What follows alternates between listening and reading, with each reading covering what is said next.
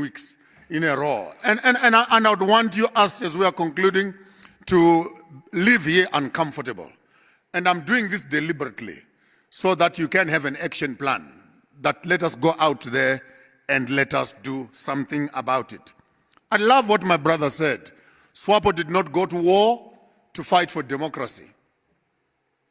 Let's start right there, where it's uncomfortable. You guys went to war, and you did not go to war to fight for democracy. We didn't go to war so that we wanted to share toilets. No, we can build our own toilets. We went to war because we wanted to restore land. Number one. We wanted power away from those that were oppressing us and to have it ourselves. And I'm not talking about SWAPO alone. I'm talking this as a Pan-Africanist. This has been the weakness of all African governments, all of them. They went to war to fight for land. When they were there, they started organizing governments and they made themselves the kings while they were at war. And when they came back, they assumed the instruments of colonial power systems, and they started to become the drivers of the same system which had oppressed them. I'm not mixing my words. So we came back with presidents when we went to war with kings. And when they came back, they sat on the same chair that the colonialist was sitting. They became the ministers of health to manage the same health system, ministers of education to manage the same education system, ministers of water to manage the same water policies. Even as we speak today, we still have the red line zones in Namibia where goods cannot move freely. In a country, we call a country, but you cannot cross over with avocados and beef. You cannot cross this line. And you sit back and say, who drew this line? A bunch of some Boeros and German guys who said, no, if you allow goods from the north to come down here, then the businesses of the south will die. We are the monopoly holders of business in Windhoek. You can't allow cheap things from the north to come, and those red lines are still there. And we talk about manifestos, we talk about policy change, and yet the devil in the room still looks at us. And to tamper with it, we all want to tiptoe and put golden gloves when we begin to talk about these real issues that matter. Come with me, ladies and gentlemen. We only have 3 things to discuss. Number 1, it is water. Number 2, it is land. Number 3, it is air. That's what we are made out of. And that's what gives us legitimacy to stay on this earth. Every one of us, we have a right to clean air. Every one of us have a right to clean water. Every one of us have a right to land. So we don't have all these ministries, beautiful and cosmetic as they are. Minister of what, minister of what, minister of what, minister of what. Oh, they sound very nice, those things. You only have one ministry. Come on, say after me, how many ministries? How many ministries? And that is the ministry of land. Because in ministry of land, agriculture is there. In the ministry of land, water is there. In the Ministry of Land, roads is there. In the Ministry of Land, infrastructure and housing is there. In the Ministry of Land, mining is there. In the Ministry of Land, agriculture is there. If you don't have land, what are you ministering? I mean, we can tiptoe around this thing until the cows come home.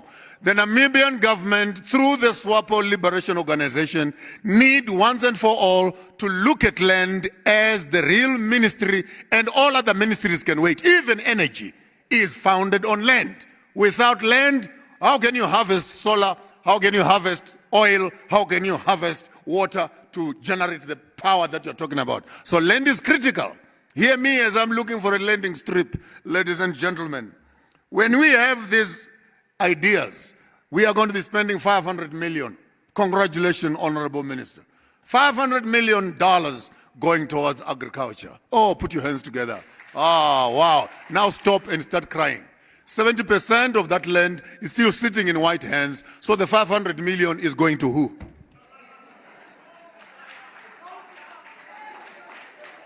Where is it going?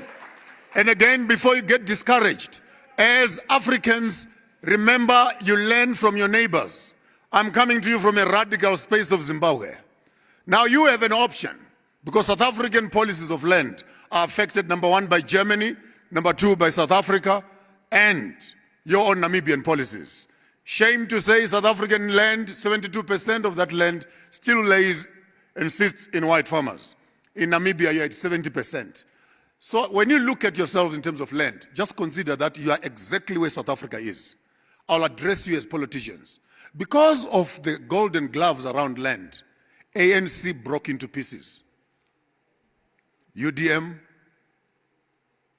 Likota's party, what do you call it? COPE. After COPE, EFF. After EFF, MK. And you go to the manifestos of all these political parties that broke away from ANC, it was one single issue, that they are not willing to address the issue of land. Namibia, you are not far from that. I see lots of young people beginning to look for change. They're not looking for change. It's because you are being gentle the way you look at this monster.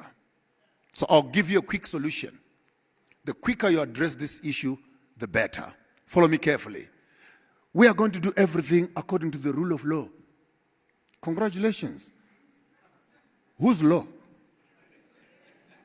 The same Roman Dutch law that sent you to war is the same law you are trying to implement to fix it. Now let me teach you something like a criminal. Use the law, but use it to your advantage. This is how you do it. I'm telling you a strategy like a serious criminal.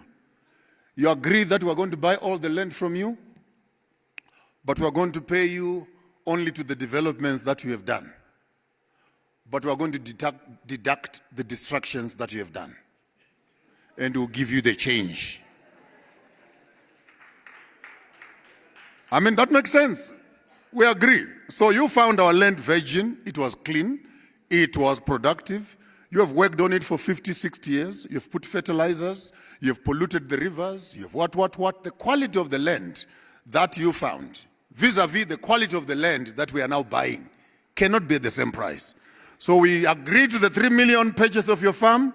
We deduct siltations, salting of the land, destruction of nature, and etc. And we give you the change. And then we can decide how much can we pay you for what you destroyed.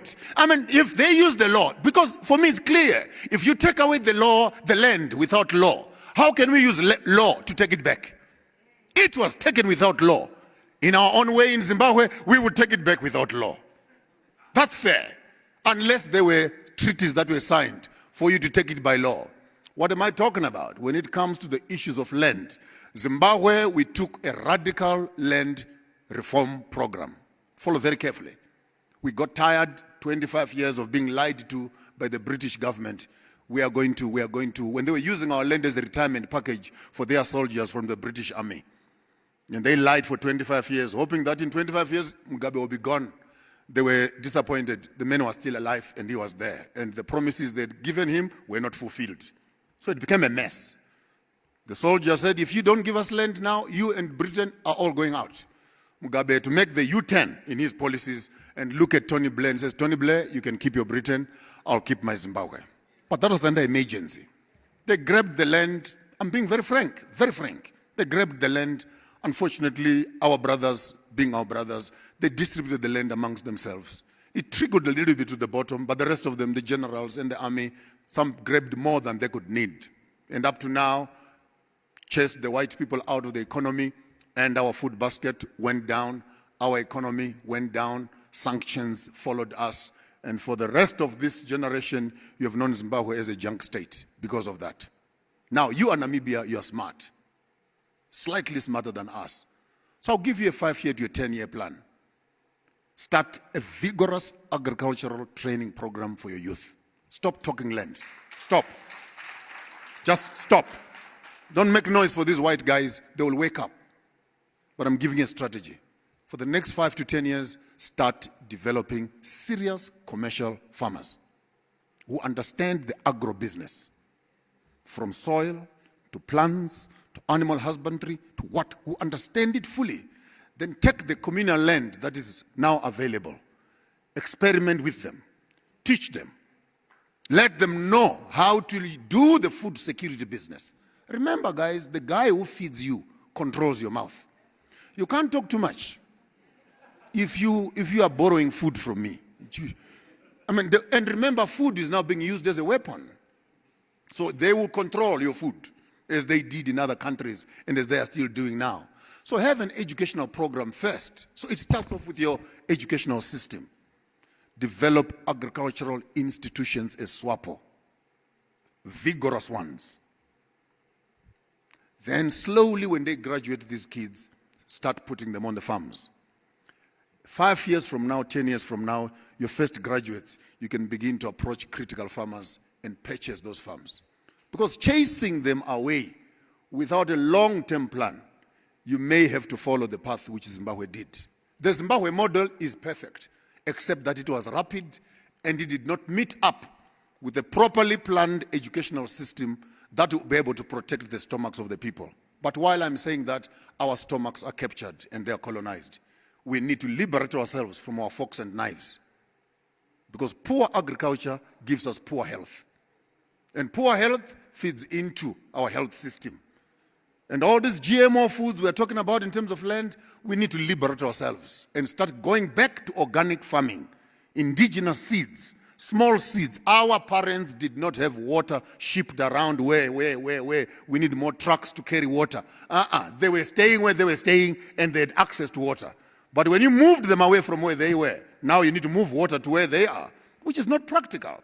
So we need to start looking at vigorous ways of violently, vigorously transforming this mindset, particularly as a ruling party.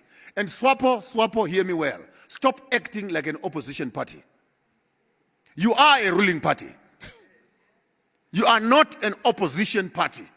Set the agenda items loud and clear, and let the rest of the nation follow your agenda as a nation and a ruling party. You don't have to constantly apologize and saying things to correct things. You are the leaders. So map the path, and the rest of the political parties and these ones who are backing on the side, they will follow your lead as you are the leaders yourselves. In conclusion, let me sit down, otherwise I'll talk until the cabs come home. You need to, again, lastly, to benchmark your land reform strategy and go to China, learn from China. No one owns land in China. The government owns land, we give you lease agreements. When you die and the lease expires, the land flows back to the owners, who is the state. Tanzania, Britain, you can own a little bit of what the Queen does not want, but the rest of it belongs to the crown. And if you don't like Britain, you can lift your house and go. The land remains as a property of the Queen. What is above your house belongs to us. What is underneath your house belongs to us. You only own what is on top of the house, which is basical. That is Britain. You visit UEA, Dubai, the king owns the land. Mine and etc. We belong. So, guys, this whole thing of democracy is a smokescreen of lies. Because even in countries where they are claiming democracy, they are enjoying more freedom in Africa than we can enjoy in their own country. And I don't know why we are so much scared of dealing with the devil once and for all. And you tell this message to all my white brothers from Germany and from South Africa. If you are not careful the way you handle land, you are going to leave your children with a snake in the back. Because these young people you see here, one day when they wake up and they ask each other, where is our land? After being to Australia and they are told you are an illegal immigrant. They go to America and they are told you are an alien. They go to Britain and they are told you are a foreigner. And they come back home here and they are landless. Your own children, you will turn in your grave as our children will start victimizing your children. If you are smart enough to hear a fool, start making arrangements to relinquish some of the land into the black hands, to diffuse the anger of the people. Use democracy to bribe them and be nice to them when they can still listen. Because time will come when you will want to talk and will not want to talk. You'll want to negotiate and will not want to negotiate. Maximize on time.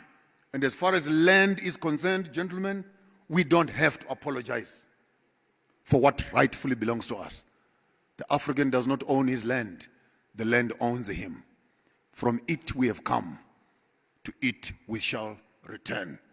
I owe my allegiance to the soil where I come from, because soil is spiritual.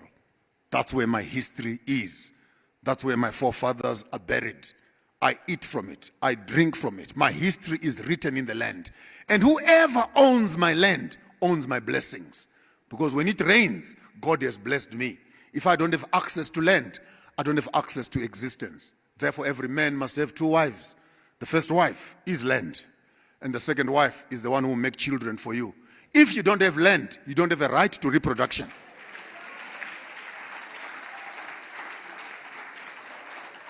Because you cannot sleep with your wife on WhatsApp. You can't sleep with her on Facebook. You need an address. You need an address. Land. Land is the address that legitimizes even making children. That's why when lions walk around the bush, they lift up their legs and they mark their territories. And after they've marked their territories, then they start reproducing. Are animals now better than us?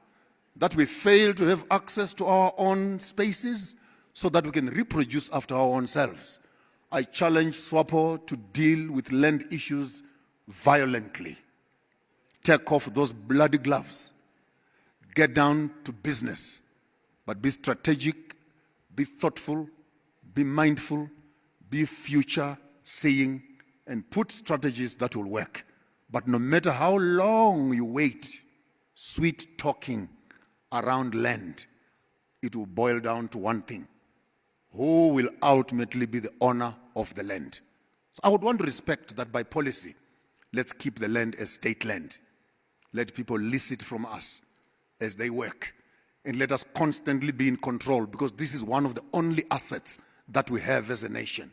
And if we must be sovereign, we can't have Germans here who have farms in our place and they're busy sitting somewhere. They don't even come here.